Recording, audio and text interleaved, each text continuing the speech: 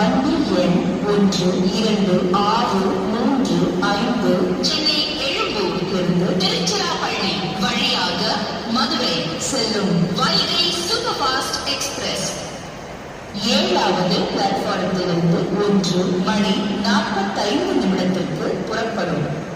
यात्रीगण कृपया ध्यान दीजिए, गाड़ी नंबर 1, 2, 6, 3, 5 चेन्नई एग्मोर से तिरुचिरापल्ली मार्ग से मदुरई जाने वाली वैगई सुपरफास्ट एक्सप्रेस 1:45 पर प्लेटफॉर्म नंबर 7 से रवाना होगी. Your kind attention please. Train number 1265 Vaigai superfast express bound for Madurai from Chennai Egmore via Tiruchirappalli is scheduled